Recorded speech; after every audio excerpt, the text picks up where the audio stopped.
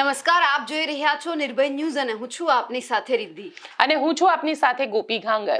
આજે ચર્ચા કરવી છે 2 થી 3 મુદ્દા ઉપર કે જ્યારે મહેશ વસાવા છે કોંગ્રેસમાં જોડાયા છે તો પછી ચૈતર વસાવા શું કહી રહ્યા છે, કારણ કે ક્યાંક ને ક્યાંક એ જ્યારે આખું રાજકારણ એમની પાસેથી શીખ્યા તો હવે એ આ બાબતે શું કહી રહ્યા છે એમની ચર્ચા તો કરવી છે, કારણ કે મનસુખ વસાવાએ ચૈતર વસાવાને કહી દીધું છે કે મહેશ વસાવા ભલે કોંગ્રેસમાં જાય પરંતુ તમારે ઉછળવાની જરૂર નથી, આમ આદમી પાર્ટીમાં આગામી સમયની અંદર ભંગાણ થવાનું છે અને એ જ બાબત હવે ચર્ચા કરવી છે ગણેશ ગોંડલને લઈને। પરંતુ ખાસ નજર છે બગદાણાની જે બબાલ સામે આવી ગોપીબેન, એમાં સૌથી અત્યારે કયા બ્રેકિંગ મળી રહ્યા છે, કારણ કે કોળી સમાજના આગેવાનો ઠેર ઠેર આવેદન આપી રહ્યા છે। હવે બગદાણામાં નવનીત બાલદિયા છે એમને મળવા માટે જઈ રહ્યા છે, હવે શું છે આમાં?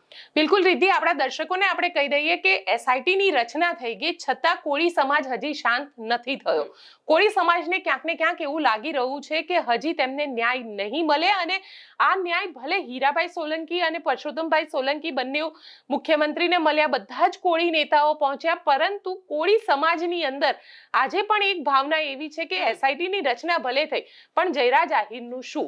તો આપણા જે દર્શકો આપણી સાથે જોડાયા છે તે લોકોને આ સમાચાર આપી દઈએ કે અમારા જે પોલીસના સૂત્ર છે તેમનું એવું માનવું છે અને તેમનું એવું કહેવું છે કે ખૂબ જ નજીકના સમયમાં જયરાજ આહિરને પૂછપરછ માટે બોલાવવામાં આવશે। એસઆઈટીની જે ટીમ બની છે એ એસઆઈટીની ટીમ જયરાજ આહિરને નજીકના સમયમાં સમન્સ કરી અને તેને પૂછપરછ માટે બોલાવશે, કારણ કે નવનીત બાલદિયાએ સીધો જે આરોપ લગાવ્યો હતો તે આરોપ જયરાજ આહિર ઉપર લગાવવામાં આવ્યો હતો। આ આખી ઘટનાનું જે ઇન્વેસ્ટિગેશન છે તે એસઆઈટીના ચીફ તરીકે અત્યારે જયવીર ગઢવી કરી રહ્યા છે અને સાથે report to Bhavnagar range IG Gautam Parmar છે। એટલે ક્યાંક ને ક્યાંક જે રીતનું આખું પોલિટિકલ પ્રેશર અને સમાજનું પ્રેશર ઊભું થઈ રહ્યું છે રિદ્ધિ, હવે એવા સમાચાર આવી રહ્યા છે કે ખૂબ જ નજીકના સમયની અંદર બની શકે કે 2-4 દિવસની અંદર જ જયરાજ આહિરને પૂછપરછ માટે એસઆઈટીની જે ટીમ છે તે બોલાવી શકે છે। સાથે જે ટેકનિકલ એવિડન્સ છે, ટેકનિકલ એવિડન્સ પણ ભેગા કરવાનું કામ જે છે તે શરૂ કરી દેવામાં આવ્યું છે, કારણ કે મોબાઈલ ડેટા નેટવર્ક અને લોકેશન જે છે તે પણ હવે પોલીસ દ્વારા ટેકનિકલી લેવાના શરૂ કરી દેવામાં આવ્યા છે। એટલે ક્યાંક જયરાજ આહિરની જે અત્યાર સુધી એમને એવું લાગી રહ્યું હતું કે ક્યાંય એમની પૂછપરછ નહીં થાય કે એમને આરોપી તરીકે નથી બતાવવામાં આવ્યા, પણ હવે પોલીસ જે છે તે એમને સમન્સ આપીને તેમની પૂછપરછ કરી શકે છે અને જો એવિડન્સમાં ક્યાંક એવું લાગશે, કારણ કે જયરાજ આહિર તો પહેલા દિવસે એવું કહેતા હતા કે હા મેં ફોન કર્યો હતો પણ મેં આ નહોતું કર્યું, જે નવનીત બાલદિયા જે છે પીઆઈ ત્યાં આગળ જે ડાંગર હતા તેમને જે રિપોર્ટ કર્યો હતો અને રીમા ઝાલાની જે બાઇટ આવી હતી તેમાં એવું કહેવામાં આવ્યું હતું કે અમુક બુટલેગરોની બાતમી આપતા હતા એટલા માટે થઈ અને નવનીત બાલદિયા ઉપર અટેક કરવામાં આવ્યો હતો। પણ હવે આખા કેસની અંદર જ્યારે એસઆઈટીનું ગઠન થઈ ગયું છે તો જયરાજ આહિરને પૂછપરછ માટે બોલાવી શકે છે અને બહુ જલ્દી આ જે કાર્યવાહી છે તે હવે કરશે, કારણ કે કોળી સમાજની અંદર આક્રોશ જબરદસ્ત રીતે ફાટી નીકળ્યો છે અને કોળી સમાજ અલગ અલગ વિસ્તારની અંદર આવેદનપત્ર પણ આપી રહ્યા છે। આવતીકાલે સુરતથી 200 ગાડીનો કાફલો જે છે એ બગદાણા પહોંચશે અને બગદાણામાં નવનીતભાઈ બાલદિયા જે ત્યાં અત્યારે હોસ્પિટલમાં ભરતી છે તેમની તબિયત પૂછવા માટે ત્યાં જઈ રહ્યા છે। એટલે એક પોલિટિકલ પ્રેશરની સાથે સાથે સમાજનું પ્રેશર પણ હવે સરકાર ઉપર ઊભું થઈ રહ્યું છે। અલગ અલગ વિસ્તારમાં જ્યાં જ્યાં કોળી સમાજના લોકો છે તે જગ્યાએ કોળી સમાજ આવેદનપત્ર આપી રહ્યું છે। એટલે ક્યાંક રિદ્ધિ અહીંયા સવાલ ખરેખર તો એ ઊભો થઈ રહ્યો છે કે જો સમાજનું પ્રેશર ન આવે તો શું સામાન્ય માણસને ન્યાય નહીં મળે? કારણ કે જે રીતે કોળી સમાજ પ્રેશર કરી રહ્યું છે, આજે ગોપાલ ઇટાલિયાની એક સ્પીચ આવી અને ગોપાલ ઇટાલિયાએ ખૂબ સુંદર વાત કરી કે જે રીતે પાયલ ગોટીના કેસની અંદર સી સમરી ભરવામાં આવી, એટલે પહેલા પાયલ ગોટી આરોપી છે તેવું બતાવવામાં આવ્યું, તેને પટ્ટા મારવામાં આવ્યા, તેને વરઘોડો કાઢવામાં આવ્યો અને પછી પોલીસને અચાનક જ એક જ્ઞાન થાય છે અને એવું કહે છે કે ના, પાયલ ગોટીની તો આખા મામલામાં કોઈ ભૂમિકા જ નહોતી અને સી સમરી ભરી દેવામાં આવી કે આ કેસ બનતો જ નથી। એટલે અહીંયા સવાલ એ ઊભો થઈ રહ્યો છે કે પોલીસ આટલું કાચું કઈ રીતે કાપી શકે, કારણ કે તમે જો પહેલા પાયલ ગોટીને આરોપી તરીકે બતાડી હતી તો ત્યારે તમે કદાચ ખોટું કર્યું હતું કે ત્યારે તમે કોઈ રાજનેતાના પ્રેશરમાં કર્યું હતું કે પછી હવે તમે કંઈક ખોટું કરી રહ્યા છો। એટલે સવાલ તો અહીંયા ઊભા થાય છે કે પહેલા એફઆઈઆર થાય અને પછી સી સમરી ભરવામાં આવે। આ કેસની અંદર પણ કોળી સમાજનું પ્રેશર ઊભું થયું એટલે માયાભાઈના દીકરા જયરાજની વિરુદ્ધની અંદર લોકો વાત કરતા થયા। બાકી કદાચ કોઈ સામાન્ય માણસ હોત અને ખરેખર જો જયરાજ આહિર એ વખતે ત્યાં ઊભો પણ હોત ને તો પણ કદાચ એફઆઈઆર ના લેવાઈ હોત। કારણ કે આ કોળી સમાજ છે, હીરાભાઈ સોલંકી બીજે દિવસે ત્યાં પહોંચી ગયા, આખા સમાજના બધા જ નેતાઓ મુખ્યમંત્રીને મળ્યા, રાતોરાત એસઆઈટી બની ગઈ, એસઆઈટી બની અને પરસોત્તમભાઈ પોતે ત્યાં આગળ ગૃહમંત્રી સાથે વાતચીત કરીને બધું જ જે આખું પોલિટિકલ એક પ્રેશર ક્રિએટ થયું. એટલે કદાચ હવે નવનીતભાઈને એવું લાગી રહ્યું છે કે તેમને ન્યાય મળશે. પહેલા ગોપાલ ઇટાલિયાને સાંભળી લઈએ, કારણ કે ગોપાલ ઇટાલિયાએ તો આ ઘટના અને પાયલ ગોટીની ઘટનાને ખૂબ સુંદર રીતે કનેક્ટ કરી છે. પહેલા એ સાંભળીએ. ગોપાલભાઈ ઇટાલિયા કે રજનીભાઈ કે રામભાઈ ધડુકનો કોઈ નુકસાન નથી. અમે તો લડનારા લોકો છે અને અમે લડીએ છીએ જનતા માટે. તો ખોટી એફઆઈઆર થાય છે, સાચી એફઆઈઆર કરાવવા માટે થઈને આખો સમાજ અત્યારે મુખ્યમંત્રીને મળે છે અને ખોટી એફઆઈઆર ઊભા થઈ જાય અમારા ઉપર. અમારા રાજુભાઈ કરપડા અને પ્રવીણભાઈ રામ અત્યારે જેલમાં છે. શું કામ? તો કે ખેડૂતો માટે અવાજ ઉઠાવ્યો એટલે. બોટાદની અંદર કડદો થયો, અવાજ ઉઠાવ્યો, વિરોધ કર્યો તો 307 લગાવીને જેલમાં પૂરી દીધા. વિસાવદરની અંદર ટેકાના ભાવે મગફળી ખરીદીમાં ખેડૂતો પાસેથી પૈસા માંગતા હતા. અમને ખબર પડી, મેં હરેશભાઈને ત્યાં અવાજ ઉઠાવવા વિરોધ કરવા મોકલ્યા. હરેશભાઈ ઉપર 307 લગાવીને અત્યારે જેલમાં પૂર્યા જુનાગઢની. જે માણસ બોલે એની ઉપર એફઆઈઆર જેલમાં પૂરી દો. દોસ્તો, અમે આખી જિંદગી જેલમાં રહી તો કાંઈ થાય એમ નથી. અમે ઘડાઈ ગયા છીએ, પણ જનતા પોતાનું વિચારે કે આ સરકાર આવી રહેશે, તમારા માટે લડનારા લોકોને જેલમાં પૂરી દેશે, તો જનતા કોના ભરોસે અવાજ ઉઠાવી શકશે? ક્યાં જઈને બોલવાનું? કોની પાસે અવાજ સાંભળવાનો? અને કેવી રીતે સરકારી તંત્રનો ભયંકર ખોટો દુરુપયોગ થાય છે એનો દાખલો તમને લાઈવ સંભળાવો હમણાં. એટલી હદે ખોટું થઈ રહ્યું છે કે કોઈ કહેનારું નથી, કોઈ પૂછનારું નથી, કોઈ જોનારું નથી. બધા હિન્દુ મુસલમાન ભાજપ, હિન્દુ મુસલમાન ભાજપ, બટન દબાવો કરો, ભલે જે થવું હોય થાય. તમને બધાને યાદ હશે કે અમરેલીમાં પાયલબેન ગોટીનું સરઘસ કાઢવામાં આવ્યું. યાદ છે કે નહીં બધાને? બધાને યાદ છે કે થોડાને? તે દિવસે એવું થયું કે પોલીસે ભાજપના એક નેતાની ફરિયાદ લખી અને ફરિયાદમાં એવું લખ્યું, લાવો તો કાગળ, કઈ હદે ખોટું કરવામાં આવે છે. ભાઈ, પટ્ટો કમરે પહેરવા આપ્યો છે, ગળામાં પહેરવા નથી આપ્યો. પણ ઘણાને એવો શોખ છે કે ના ના હું ગળામાં પહેરીશ, મારે હર્ષંકલે આપેલો છે. તારા હર્ષંકલ કી એસી કી તેસી 27 આવા દે, ગળાના પટ્ટા અમે તમને પહેરાવશું વ્યવસ્થિત રીતે. એવું થોડું હોય. હર્ષંકલે પટ્ટો આપ્યો, હું ગળામાં પહેરીશ, કમરે નહીં પહેરું. આ હું તમને કાંડ કહું કે કેવા કાંડ થઈ રહ્યા છે. ગળામાં પટ્ટા પહેરીને ટોમી બની ગયા કેટલાક લોકો. અમારા ચૈતરભાઈ ઉપર ખોટો કેસ કરે, પ્રવીણભાઈ ઉપર ખોટો કેસ કરે, મારા ઉપર કરે, રજનીભાઈ ઉપર કરે. દોસ્તો, આ નુકસાન અમારું નથી. તમે જોજો કે આ કેવી હદે ખોટું થઈ રહ્યું છે. અમરેલીમાં એફઆઈઆર થઈ કે પાયલબેન ગોટી, અશોકભાઈ માંગરોળિયા, મનીષભાઈ વઘાસિયા અને જીતુભાઈ ખાતરા, આ 4 લોકોએ ભેગા મળી અને એક નકલી લેટર બહાર પાડ્યો. આવી જતી ને ફરિયાદ, યાદ છે બધાને? આ એફઆઈઆર થઈ રાત્રે 12 વાગે. સિંઘમોનું એક ટોળું ગયું એમના ગામમાં, પાયલબેનની ધરપકડ કરી રાત્રે 12 વાગે. જે ન થઈ શકે, બીજા દિવસે કોર્ટમાં રિમાન્ડ માંગ્યા. 2 દિવસના રિમાન્ડ મળ્યા પછી પોલીસે અમરેલીની બજારમાં સરઘસ કાઢ્યું પાયલબેનનું, અને પછી ઓલા બીજા 3 જણાનું સરઘસ કાઢ્યું. એના રિમાન્ડ લીધા, જેલમાં પૂર્યા. હાઈ વોલ્ટેજ ડ્રામા કર્યો. પછી શું થયું? આ મારા હાથમાં કાગળ છે, અમરેલીના નાયબ પોલીસ અધિકારી નૈના ગોરડિયાની સહી છે આની અંદર. અમરેલીના ડીવાયએસપીએ અમરેલીના જજને, ચીફ જ્યુડિશિયલ મેજિસ્ટ્રેટને એવું લખ્યું કે અમરેલી સિટી પોલીસ સ્ટેશનની ફલાણા નંબરની એફઆઈઆરમાં આરોપી પાયલબેન અશ્વિનભાઈ ગોટી રહે ફલાણા ગામ, તેમના વિરુદ્ધમાં પૂરતા પુરાવા નથી અને આરોપીનું નામ ભૂલથી આવી ગયેલું છે, માટે આ ભૂલથી નામ થયું છે એ કાઢી નાખજો અને અમે અહીંથી કાઢી નાખીએ છીએ. બાપા સીતારામ. ભૂલથી આરોપીનું નામ આવી ગયું, રિમાન્ડ માંગી લીધા, સરઘસ કાઢી લીધું, પટ્ટા મારી લીધા, બદલો લેવાઈ ગયો એટલે કોર્ટમાં લખીને આપી દીધું કે આ તો ભૂલથી આવી ગયું તું. હી.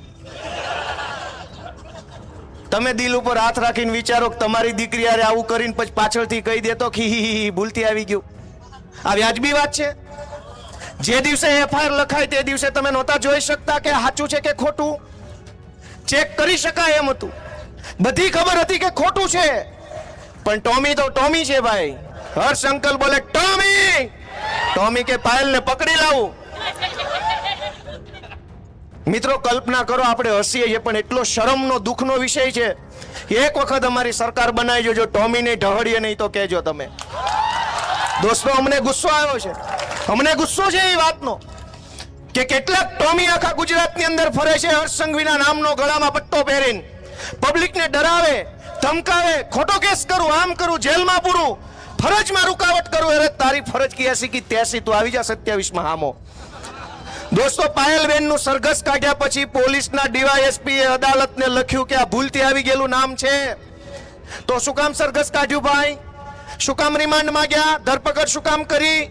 2 દિવસ મોડી ધરપકડ કરી હોત, 2 દિવસ ચેક કર્યું હોત, 2 દિવસ તપાસ કરી હોત તો તમને ત્યારે જ ખબર પડી જાત કે આ ખોટું છે, તો આ બધું ન કરવું પડે. અને એનાથી આગળ કુલ 4 આરોપીના નામ હતા. એમાં પહેલામાં એમ લખ્યું કે પાયલબેનનું નામ ભૂલથી આવ્યું છે, પણ પછી થોડાક દિવસ પછી શું થયું? આ બીજા કાગળમાં છે. આ બીજા કાગળમાં સાયબર ક્રાઇમ પોલીસ સ્ટેશનના પીઆઈ ની સહી છે અને એણે એવું લખ્યું છે કે આ કેસ હકીકતની ભૂલ વાળો છે, એટલે કે અમારાથી ભૂલ થઈ ગઈ છે. એટલે આરોપી મનીષ વઘાસિયા, આરોપી જીતેન્દ્ર ખાતરા અને આરોપી અશોક માંગરોળિયા વિરુદ્ધ તપાસ દરમિયાન કોઈ પુરાવો મળ્યો નથી. એનું નામ પણ ભૂલથી આવી ગયેલું છે, માટે કાઢી નાખવું. બાપા સીતારામ. દોસ્તો, વિચાર કરો, 4 આરોપીના નામ ભૂલથી આવી ગયા, 4 આરોપી વિરુદ્ધ પુરાવા નથી, તો મૂળ કેસનું શું થયું? ઓલો લેટર કોણે લખ્યો હતો? અને લેટર લખ્યો તો એ સાચો હતો કે ખોટો હતો? પાયલબેન અને 3 પુરુષ 4 આરોપી હતા, 4ના નામ ભૂલથી આવી ગયા એવું પોલીસે ઓફિશિયલ લખીને કોર્ટમાં આપી દીધું. તો ગુનો કોણે કર્યો? સરઘસ શું કામ કાઢ્યું? રિમાન્ડ શું કામ લીધા? તો કે અત્યારે જે ભાઈ હર્ષ સંઘવીના ભાઈબંધ જે મંત્રી બન્યા છે એને બદલો લેવો તો આ 4 લોકો હારે. એટલે ટોમીને કીધું જા ટોમી, પાયલબેન અને ઓલા 3ને પકડીને સરઘસ કાઢીને કેસ કરીને ખોટા કેસમાં જેલમાં નાખી અને બદલો લેવાઈ જાય, પછી લખીને આપી દેજે. હી છૂટી ગયા. દોસ્તો, કાયદાનો કેટલો ભયંકર દુરુપયોગ છે તમે જોયું. આ હદ છે પોલીસ સ્ટેશનોની હાલત આ છે. તમે વિચારો કે કેમ લડવાનું અને કોણ લડશે, આ બધું વ્યાજબી છે કે ગેરવ્યાજબી? તમારી શેરીમાં સોસાયટીમાં ભાજપના પેજ પ્રમુખ રહેતા અને પૂછો કે ભાઈ તારી બેન દીકરી અરે આવી ઘટના બનશે ને પાછળથી પોલીસ હી કરશે, ગમશે? આ હાટું પોલીસ સ્ટેશન ખોલ્યા છે કે ગમે એની ઉપર ગમે એવો ખોટી એફઆઈઆર ને પાછળથી હી ભૂલ થઈ ગઈ, પુરાવો નથી, ખોટી રીતે નામ આવી ગયું, માફ કરજો, સોરી, તો આવી જાય કેબિનેટ મંત્રી સ્ટેજ ઉપર, હું 2 લાફા મારીને હી ભૂલ થઈ ગઈ. હાલ છે એવી રીતે? ભાજપના કેબિનેટ મંત્રીને 4 લાફા સ્ટેજ ઉપરથી મારીને પછી હી હકીકતની ભૂલથી લાફો મરાઈ ગયેલ છે, જે દરગુજર કરવા વિનંતી. તો હાલ છે? હાલ છે કે નહીં હાલે? આપણી બેન દીકરીનું સરઘસ કાઢ્યું અને અદાલતમાં ડીવાયએસપી લખીને આપ્યું ભૂલ થઈ ગઈ. તો તમે ભૂલ કરશો કે સાચું કરશો? ભૂલ કરી હોય તો બટન દબાવજો, બટન દબાવો. ભાજપનું સારું કરવું હોય તો દબાવો હાવણાનું. દોસ્તો, એ વિનંતી છે, બીજું શું મારે કહેવું તમને. એણે ભૂલ કરી સરઘસ કાઢીને. દોસ્તો, આટલી હદે સરકારી તંત્રનો ભયંકર દુરુપયોગ થઈ રહ્યો છે. જે બોલે એને પાડી દેવાની નીતિ, જે અવાજ ઉઠાવીને જેલમાં પૂરી દેવાના. કાળુભાઈ પોષિયાને ખોટા કેસમાં જેલમાં પૂર્યા. શું કેસ હતો કાળુભાઈ ઉપર? કે ખોટું રજીસ્ટર બનાવ્યું ને ચોકીદારનો પગાર ખાઈ ગયા. અરે તમારી પાર્ટીનો ચોકીદાર આખો દેશ વેચવા કાઢ્યો, પકડો, જેલમાં પૂરો. જો તમારા મોકાત હોય તો તમારી ભાજપ પાર્ટીનો ચોકીદાર આખો દેશ વેચવા કાઢ્યો, અડધું વેચી નાખ્યું. છે કોઈની હિંમત? કોઈની હિંમત નથી ચોકીદારને ચોર કહેવાની. પણ જે કાળુભાઈ, જે રિંકલબેન શિક્ષણ માટે લડાઈ લડ્યા, આગેવાની કરી, એટ્રોસિટીના કેસમાં જેલમાં પૂર્યા એમને. હરેશભાઈ સાવલિયા, અમારા જુનાગઢ જિલ્લા પ્રમુખ, એટ્રોસિટીના કેસમાં જેલમાં. કાયદાનો દુરુપયોગ થઈ રહ્યો છે મિત્રો. હું તો એક નાના દીકરા તરીકે તમારી પાસે એક વિનંતી કરવા આવ્યો છું કે અમારી તો તોય ચિંતા ન કરતા, જે જુલમ હશે ભોગવી લેશું, પણ આ વિપક્ષની દિવાલ નહીં વધે, આ વિપક્ષનો ટેકો નહીં વધે, તે દિવસે ભાજપનો રાક્ષસી પંજો તમારા ગળા સુધી આવશે. અત્યારે અમે આડશ છીએ, આ બધા આડા ઉભા છે જનતાની. ભાજપનો પંજો પહેલો અમારા ઉપર પડે, અમે જ નહીં હોઈએ, આ લડનારા લોકો નહીં હોય, આ પાર્ટી નહીં હોય, આ વિપક્ષ નહીં હોય, તો એ તો ખૂની પંજો છે. એ તો હડકાયું કૂતરું છે, હવે લોહી ભાળી ગયું છે, એ તો ગમે એને બટકા ભરી જાય. આ બધાની વચ્ચે તમે ગોપાલ ઇટાલિયાને સાંભળ્યા, પણ ગોપીબેન ગોપાલ ઇટાલિયા સ્પષ્ટ એવું કહી રહ્યા છે કે ખોટી ફરિયાદ કરવા માટે પોલીસ આગળ આવે છે અને તમારે જો ખોટી ફરિયાદ કરવી છે તો બધા જ લોકો આગળ આવે, પણ અહીંયા તો સાચી ફરિયાદ કરાવવા માટે ભાજપના નેતાઓ દોડી રહ્યા છે. એટલે સીધો જ આક્ષેપ કર્યો છે કે જે કોળી સમાજની બેઠક થઈ હતી, પરસોત્તમભાઈ સોલંકી હોય કે હીરાભાઈ સોલંકી, આ બધા જ લોકોએ બેઠક કરી, સીએમને મળવા માટે ગયા, તો પછી સામાન્ય માણસનું શું થતું હશે? બિલકુલ જો રીતિ, એક વાત અહીંયા આગળ ગોપાલ ઇટાલિયાના પોઈન્ટ ઓફ વ્યૂ થી એ પણ વિચારવાની છે, કારણ કે કોળી સમાજ જે છે, કોળી સમાજ આમ જોવા જઈએ તો વર્ષોથી ભાજપ સાથે કરતા પણ હીરા સોલંકી અને પરસોત્તમ સોલંકી સાથે કનેક્ટેડ છે. છેલ્લા થોડા સમયથી એવું જોવા મળ્યું હતું કે બ્રિજરાજ સોલંકી મેદાનમાં આવ્યા, એમના પિતા રાજુ સોલંકી એ પણ મેદાનમાં આવ્યા, અને જે રીતે ત્યાં આગળ હળદરની અંદર જે રીતે કેસ થયો હતો ત્યાં પણ મેક્સિમમ કોળી સમાજના લોકો હતા જેમને મારવામાં આવ્યો. ઘનશ્યામ રાજપરા વાળો જે કેસ હતો તેની અંદર પણ કોળી સમાજના યુવકની હત્યા કરવામાં આવી હતી. એટલે આ બધા કેસની અંદર છેલ્લે તો એવું જ થઈ રહ્યું છે કે રાજનીતિ થાય છે, ન્યાય નથી મળતો. એટલે આ વખતે પણ કદાચ એવું જ છે કે ન્યાય જોઈએ છે, અને ન્યાય જોઈએ છે એટલા માટે થઈ હીરાભાઈ આવ્યા, પુરુષોત્તમભાઈ આવ્યા, છેલ્લે થયું એવું કે મુખ્યમંત્રીને મળ્યા, એસઆઈટી બની તો મામલો શાંત થઈ જવો જોઈએ. પણ કોળી સમાજ અહીંયા માન્યું નથી. કોળી સમાજને એવું લાગી રહ્યું છે કે કદાચ ન્યાય નહીં મળે, અને ન્યાય નહીં મળે એટલા માટે થઈ અને એ લોકો સતત, જ્યારે કહી શકાય કે અલગ અલગ જગ્યાએ આવેદન પત્ર આપી રહ્યા છે. એક આખી લીગલ ટીમ પણ બનાવવામાં આવી છે, વકીલોની ટીમ બનાવવામાં આવી છે, અને ઘણી બધી જગ્યાએ આજે આવેદન પત્ર આપવામાં આવ્યા. તે પણ દ્રશ્ય જોઈએ, ને કોળી આગેવાનો શું બોલ્યા આખી ઘટનાને લઈને હવે તે પણ સાંભળીએ.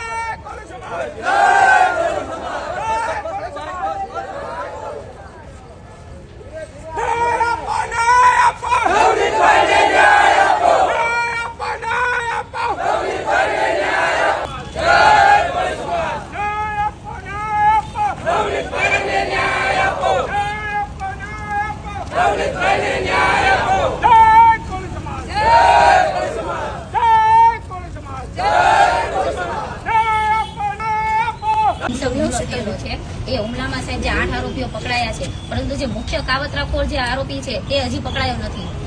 એ આરોપીને પકડવા માટે પોલીસ જે દિશામાં કામ કરી રહી છે તે દિશા ક્યાંક ને ક્યાંક સાહેબ ગલત જઈ રહી છે. તે માટે 2 વખત તપાસ અધિકારી બદલાયા છે.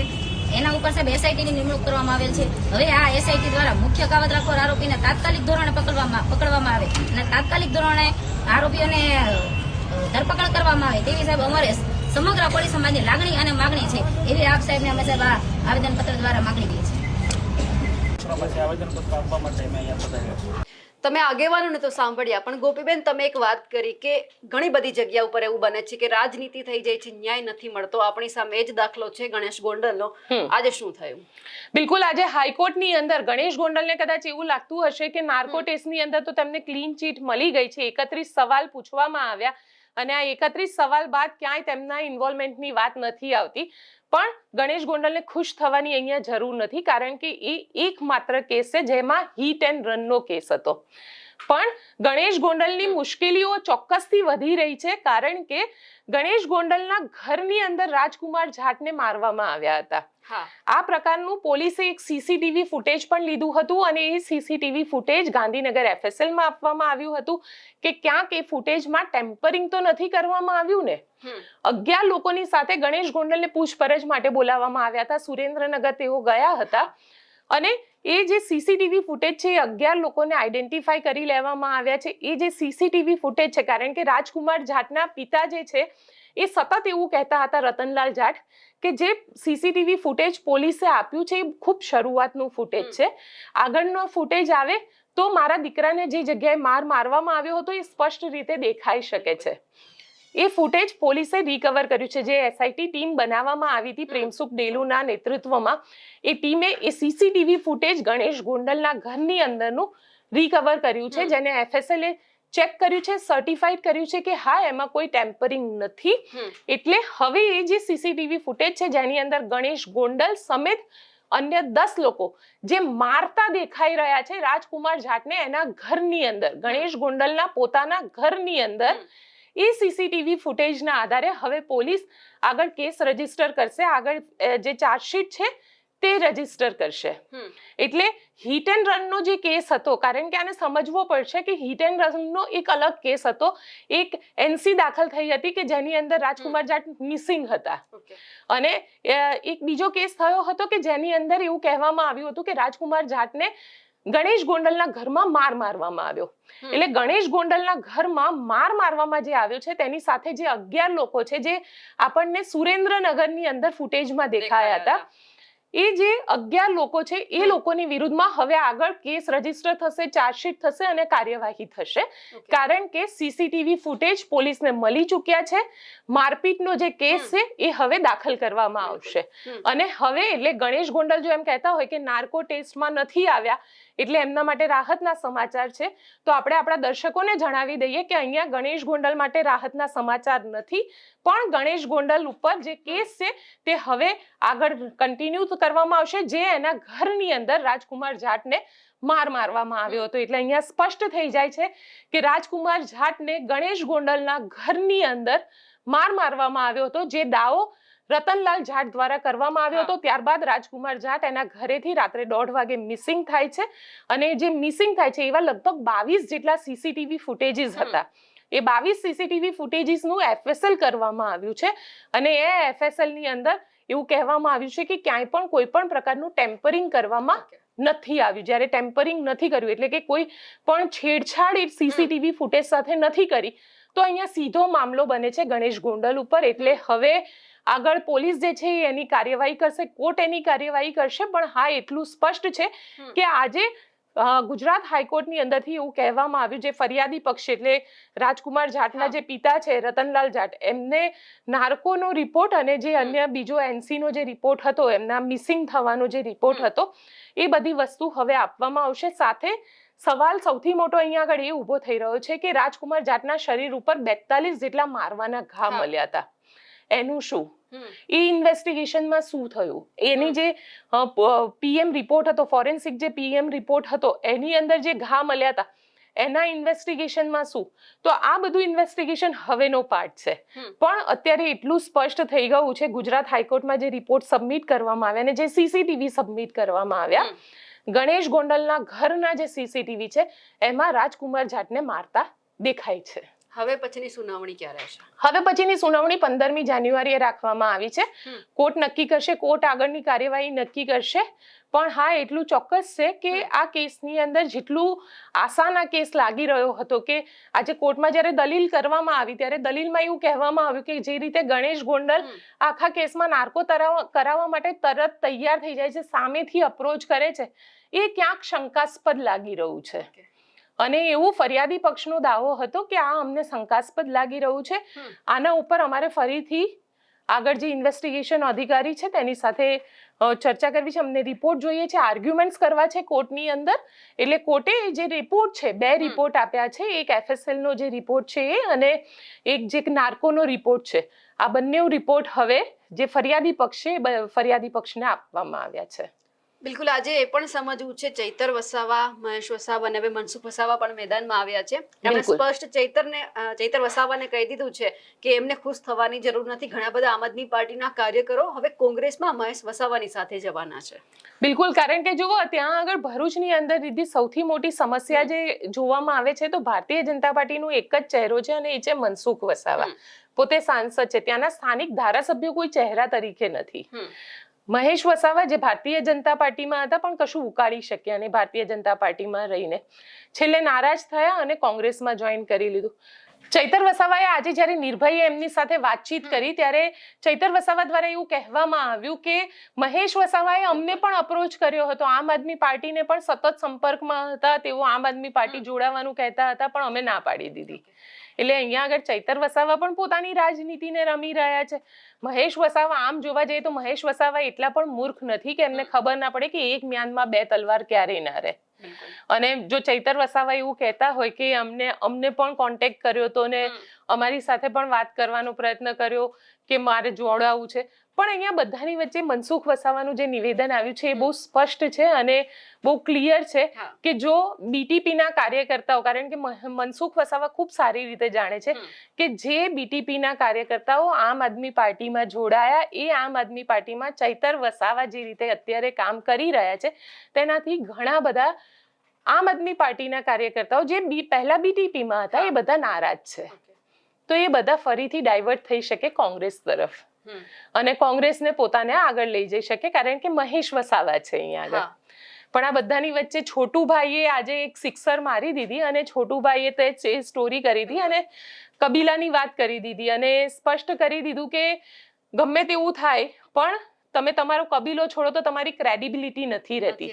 આ પ્રકારની એક સ્પષ્ટ વાત છોટુ વસાવા દ્વારા કરી દેવામાં આવી છે, જે મહેશ વસાવાના પિતા છે અને એ આદિવાસી વિસ્તારના ભારતીય ટ્રાઇબલ પાર્ટીના મસીહા કહેવાય છે. અને મનસુખ વસાવાને સાંભળી લઈએ આપણે, કારણ કે મનસુખ વસાવાએ આજે સ્પષ્ટ કરી દીધું કે કંઈ પણ કરો, કોંગ્રેસ જે છે એને હવે અહીંયા આગળ ગેઇન મળી શકે છે અને આમ આદમી પાર્ટીને ખાસ કરીને ચૈતર વસાવાને મહેશ વસાવાના કોંગ્રેસમાં જોડાવાથી નુકસાન ચોક્કસથી થશે. રાજનીતિમાં આવું બધું ચાલતું હોય છે. મહેશભાઈ વસાવા ટ્રાઇબલ પાર્ટીના 2 ટર્મના ડેડિયાપાડા વિસ્તારના ધારાસભ્ય હતા, પરંતુ ચૈતરભાઈ વસાવા સાથે મતભેદ થતા ચૈતરભાઈ વસાવા આમ આદમી પાર્ટીમાંથી ધારાસભ્ય બન્યા અને આમ આદમી પાર્ટી ધારાસભ્ય બન્યા પછી આમ આદમી પાર્ટીએ ટ્રાઇબલ પાર્ટીને તોડી નાખી અને જેના કારણે મહેશભાઈ વસાવા થોડો ટાઈમ માટે ભાજપમાં આવ્યા. પણ કોઈકનો કોઈ કારણસર, એમાં કારણમાં મારે જવું નથી, કેટલીક શરતો હતી, કેટલાક કામો હતા, કોઈ પેન્ડિંગ કામો, એ જે સમય માંગી લે તેવા કામો એમના ન થતા તેઓ ભારતીય જનતા પાર્ટી છોડી અને ફરી પાછા ટ્રાઇબલ પાર્ટી મજબૂત કરવાના પ્રયત્નો કર્યા. પરંતુ ટ્રાઇબલ પાર્ટી એક પ્રાદેશિક પાર્ટી હતી અને પ્રાદેશિક પાર્ટી છોડી અને તેઓ ગુજરાતની અંદર કોંગ્રેસમાં જોડાયા છે. હું રાજકીય રીતે ટીકા ટિપ્પણીમાં હું નથી જતો, પણ એટલું ચોક્કસ માનું કે તેઓ આમ આદમી પાર્ટીમાં નથી ગયા એ સારી વાત છે. ભારતીય ટ્રાઇબલ પાર્ટી એ પણ પ્રાદેશિક પાર્ટી હતી અને આમ આદમી પાર્ટીનું પણ પ્રાદેશિક કક્ષાનું જેવું લેવલ છે. આજે નેશનલ લેવલની પાર્ટીમાં તેઓ ગયા છે, તો હું તો ઈચ્છું છું કે આવનારા દિવસોમાં એમનું ભવિષ્ય સારું કોંગ્રેસમાં ઉજ્જવળ બને અને પ્રજાના કામો કરે. ભલે ગમે તેમ હશે પણ આમ આદમી પાર્ટી કરતાં કોંગ્રેસ એક નેશનલ લેવલની પાર્ટી છે અને આમ આદમી પાર્ટી ગુજરાતમાં પણ એક સીમિત છે. એટલે મોટા ક્ષેત્રની અંદર મહેશભાઈ ગયા છે તો પણ આમાં ભારતીય જનતા પાર્ટીને કોઈ ફરક નથી પડવાનો. ભારતીય જનતા પાર્ટી ડેડિયાપાડામાં પણ મજબૂત જ છે, ભરૂચ જિલ્લામાં પણ ખૂબ મજબૂત જ છે. આ વખતે તો ભરૂચ જિલ્લામાંથી બધી સીટો 5 સીટો ભાજપ પાસે છે. એટલે અમારે કોઈ ચિંતા નથી. તાલુકા જિલ્લા પંચાયતમાં પણ આ વખતે ભારતીય જનતા પાર્ટી નર્મદા જિલ્લામાં પણ અને ભરૂચ જિલ્લામાં પણ એ જીતવાની જ છે. આમાં આ જે એમની જે લડાઈ જે છે એ આમ આદમી પાર્ટી સાથે છે, ચૈતરભાઈ વસાવા સાથે છે. અને હવે એમની જે નારાજગી ભાજપ સાથે કોઈ નથી, એમની જે નારાજગી ચૈતરભાઈ સાથે છે, ચૈતરભાઈના કેટલાક સમર્થકો સાથે છે. ચૈતરભાઈ સાથે એટલા માટે કે આ ટ્રાઇબલ પાર્ટીને આમ આદમી પાર્ટીમાંથી રહી અને ચૈતરભાઈ બિલકુલ ખતમ કરી નાખી, તો એનાથી સખત નારાજ છે મહેશભાઈ. અને એ આવનારા દિવસોમાં બંનેનો શું સમીકરણો બદલાય છે એ સમય બતાવશે. પણ આજે એક નેશનલ પાર્ટીમાં ગયા છે તો એનું ભવિષ્ય આવનારા દિવસોમાં કંઈક ને કંઈક ઉજળો હશે, હું માનું છું. સર, એક જ કુટુંબીજનના કેટલાક આપમાં બી છે ને હવે મહેશ વસાવા કોંગ્રેસમાં ગયા છે, શું કહેશો? એ બિલકુલ વાત સાચી છે કે આમ આદમી પાર્ટીએ ટ્રાઇબલ પાર્ટીને બિલકુલ તોડી નાખી. એટલે ટ્રાઇબલ પાર્ટીના જે લીડરો હતા એ ક્યાં જવું, ભાજપમાં જવું, આમ આદમી પાર્ટી જવું કે પછી ટ્રાઇબલ પાર્ટીને ફરી મજબૂત કરી ઊભી કરવી એ દ્વિધામાં હતા. પણ કેટલાક લોકો તમે કહો છો તે પ્રકારે કેટલાક આમ આદમી પાર્ટીમાં જતા રહ્યા એમના સમર્થકો, અને કેટલાક બાપમાં જતા રહ્યા. દિલીપ એમનો ભાઈ બાપમાં છે. તો આની વચ્ચે હવે રાજકીય ભવિષ્યને ધ્યાનમાં રાખીને મહેશભાઈ નેશનલ લેવલની પાર્ટી કોંગ્રેસમાં ગયા છે. તો એ આવનારા દિવસોમાં હું તો માનું છું કે આમ આદમી પાર્ટી કે બીટીપી કે બાપ કરતાં મહેશભાઈ વસાવા વધુ શક્તિશાળી બનશે. કોને વધારે નુકસાન, કોને વધારે ફાયદો કરાવો? જો એક સ્પષ્ટ છે કે કોંગ્રેસ એક નેશનલ લેવલની પાર્ટી છે અને આમ આદમી પાર્ટીનું ગુજરાતમાં એટલું બધું કશું છે નથી, અને આ બાપ પાર્ટીમાં પણ કશું કંઈ છે નથી, અને બીટીપી બિલકુલ પતી ગઈ છે. તો આવનારા દિવસોમાં ઝઘડિયા વિધાનસભાની અંદર કોંગ્રેસ થોડી મજબૂત બનશે એવું મારે માનવું છે. સાહેબ, બીજી એક વાત કે બાપ દીકરાની જોડી ફરી તૂટી છે. બાપ દીકરાની જોડે એટલા માટે તૂટી છે કે એમનો ફેમિલીની અંદર કેટલાક લોકો આમ આદમી પાર્ટીમાં છે અને કેટલાક લોકો અધવચ્ચે છે. એટલે એની વચ્ચે એમાં અંદર બહુ મોટો ઝઘડો છે. પણ હું એટલું ચોક્કસ માનું, પોલિટિકલી વિશ્લેષણ કરતાં એટલું ચોક્કસ માનું છું કે મહેશભાઈએ જે પણ સ્ટેપ લીધું છે એના ભવિષ્યને ધ્યાનમાં રાખીને એ કોંગ્રેસમાં ગયા છે અને આવનારા દિવસોમાં એનું ભવિષ્ય ત્યાં ઉજળું છે.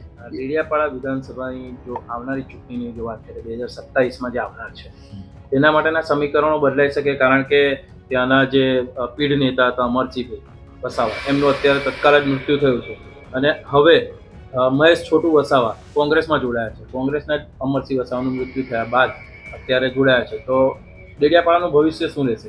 જો ડેડિયાપાડા વિધાનસભા ગયા વખતે જે ચૈતરભાઈ જે વસાવા જીત્યા આમ આદમી પાર્ટીમાંથી, એ વખતે કેટલાક બીટીપીના લોકોનું પણ એમને સમર્થન હતું, કોંગ્રેસનું પણ સમર્થન હતું, અને કેટલાક ઘણા બધા લોકોનું સમર્થન હતું, કેટલાક ટ્રાઇબલ સંગઠનો પણ એમને સમર્થન હતું ને એટલે જીતી ગયા. પણ હવે પછી આ બધા ચૈતરભાઈ વસાવા કે આમ આદમી પાર્ટીને સમર્થન કોઈ કરવાનું નથી. હવે પછી જે પણ વિધાનસભાની ચૂંટણી આવશે એમાં ભારતીય જનતા પાર્ટી જ જીતવાનું છે. અને કારણ કે ભારતીય જનતા પાર્ટી એક નેશનલ લેવલની પાર્ટી છે, જેની રાજ્યમાં અને કેન્દ્રમાં સરકાર છે, અને વિકાસના અનેક પ્રકારના કામો ભારતીય જનતા પાર્ટીની સરકારોમાં થઈ રહ્યા છે. તો આવનારા દિવસમાં આખા ગુજરાતમાં ફરી ભારતીય જનતા પાર્ટી સત્તામાં આવશે, અને એમાં નર્મદા જિલ્લાની બંને સીટો નાંદોદ અને ડેડિયાપાડા ભારતીય જનતા પાર્ટી પાસે હશે. કદાચ મહેશ વસાવાને કોંગ્રેસ ટિકિટ આપે ડેડિયાપાડાની તો શું? તો ડેડિયાપાડામાં નહીં ચૈતર વસાવાનું ચાલવાનું કે નથી મહેશ વસાવાનું ચાલવાનું. ડેડિયાપાડામાં તો ભારતીય જનતા પાર્ટીની જ તાકાત વધવાની છે. ગઈ વખતે તો ચૈતર વસાવા જીતી ગયા. ગયા વખત જીતે એટલા માટે તે વખત મંદરખાને મહેશનો પણ સપોર્ટ હતો, આમ આદમી પાર્ટીના નેતાઓને બીટીપીના બધા ભેગા હતા, કોંગ્રેસનું પણ સમર્થન હતું, અને ઘણા બધા કારણો છે. કેટલાક ટ્રાઇબલ સંગઠનો એ આમ આદમી પાર્ટીને સપોર્ટ કર્યો ચૈતર વસાવાને, પણ ચૈતર વસાવામાં ફેલ ગયા છે લોકોના આદિવાસીના પ્રશ્નો ઉકેલવામાં. સાહેબ, રાજકારણની જો વાત કરીએ તો આપણી તમારી તો ખૂબ લાંબી ઇનિંગ રહી છે, તો એ ઇનિંગ પ્રમાણે તમારું સમીકરણ કેવું હોય કે મહેશ વસાવાને ત્યાંથી ટિકિટ મળી શકે? મહેશ વસાવા ને જો રાજકારણમાં આગળ વધવું હોય તો એને ઝઘડિયા જ પકડી રાખવું પડે, કારણ કે ડેડિયાપાડાની જનતા હવે બહારના વ્યક્તિને નહીં સ્વીકારે એ વાત નક્કી છે. એટલે ઝઘડિયા જનું રાજકારણ એને રમવું જોઈએ, અને જે પણ કંઈક મજબૂત રીતના એને આગળ વધવું હોય મજબૂતાઈથી, તો એ ઝઘડિયા વિધાનસભાને જ પકડી રાખવું પડે. તમે અહીંયા મનસુખ વસાવાને પણ સાંભળ્યા, પણ હવે જોવાનું છે કે સ્થાનિક સ્વરાજની ચૂંટણી નજીકમાં છે, કોણ કેટલું અહીંયાથી લઈ જાય છે, કોણ કેટલા એકાબીજાના કાર્યકર્તા છે પોતાના પક્ષમાં લઈ લે છે પણ જોવાનું છે. પરંતુ આજના અમારા અહેવાલને લઈને આપનું શું માનવું છે કમેન્ટ કરીને ચોક્કસથી જણાવજો. સાથે જ અમારી નિર્ભય ન્યૂઝ ચેનલને લાઇક, શેર અને સબસ્ક્રાઇબ કરવાનું ભૂલશો નહીં. નમસ્કાર.